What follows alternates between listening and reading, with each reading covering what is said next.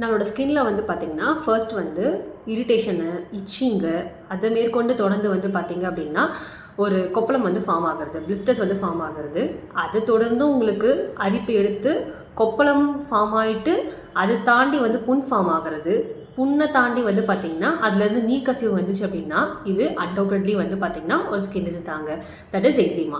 எக்ஸிமாவில் 7 types இருக்குது. So இந்த 7 types எக்ஸிமாவில் உங்களுக்கு எந்த எக்ஸிமா வந்திருக்குன்றதை வந்து உங்கள் பக்கத்தில் இருக்க டாக்டரை வந்து பார்த்து நீங்கள் வந்து கன்சல்ட் பண்ணுறது ரொம்ப முக்கியமான விஷயம்.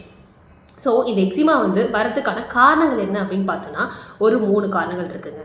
ஃபர்ஸ்ட் திங் வந்து அப்படின்னு பார்த்தீங்க அப்படிங்கும்போது நம்ம இம்யூனோட சிஸ்டம் வந்து பார்த்திங்கன்னா நம்மளோட ஒரு பாக்டீரியாவோ இல்லை வைரஸோ வந்து அன்வான்டட் திங்ஸ் வந்து நம்ம பாடிக்குள்ளே வந்து ஸ்கின்னை வந்து இரிட்டேட் பண்ணும்போது கண்டிப்பாக வந்து அது நம்மளோட ஸ்மால் இரிட்டேட்டாக இருந்தாலுமே நம்ம இம்யூன் சிஸ்டம் நல்லாவே ஆக்ட் பண்ணி அந்த இடத்துல வந்து இந்த மாதிரி பிளிஸ்டர்ஸ் ஃபார்மேஷனை வந்து கொண்டு வருது.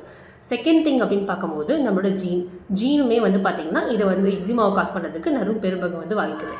தேர்ட் திங் அப்படின்னு பார்க்கும்போது நம்மளோட என்வரான்மெண்டல் ஃபேக்டர்ஸ், ஜஸ்ட் பார்ட்டிகல்ஸாக இருக்கலாம், இல்லை ஒரு பொலங்ரைட் ஃபேக்டர்ஸாக இருக்கலாம். இது எல்லாமே வந்து நம்மளோட ஸ்கின்னை வந்து இரிட்டேட் பண்ணும்போது நமக்கு இந்த மாதிரி வந்து எக்ஸிமாவோட சிம்டம்ஸ் வந்து தெரிய ஆரம்பிக்கும். ஸோ எக்ஸிமா இருக்கவங்க வந்து பார்த்திங்கன்னா என்னென்னலாம் சாப்பிடக்கூடாது அப்படின்னு பார்த்திங்கன்னா மீட் வந்து எடுத்துக்கக்கூடாது கண்டிப்பாக. ஸோ ட்ரையாக இருக்கிற பவுடர்ஸ் யூஸ் பண்ணுறது, சிகக்காய் போட்டு குடிக்கிறது, சோப் யூஸ் பண்ணுறது, இதெல்லாம் வந்து கண்டிப்பாக வந்து பண்ணக்கூடாது.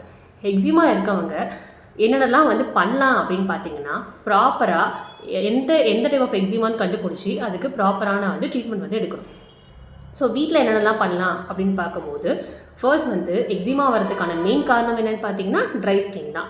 ஸோ நல்லா தண்ணி குடிங்க. செகண்ட் திங் நம்மளோட ரெஸ்ட் ஸ்லீப் பேட்டர்ன் வந்து கரெக்டாக வச்சுக்கோங்க. ஹீட்டை வந்து பாடியில் வந்து கம்மி பண்ணிக்கோங்க.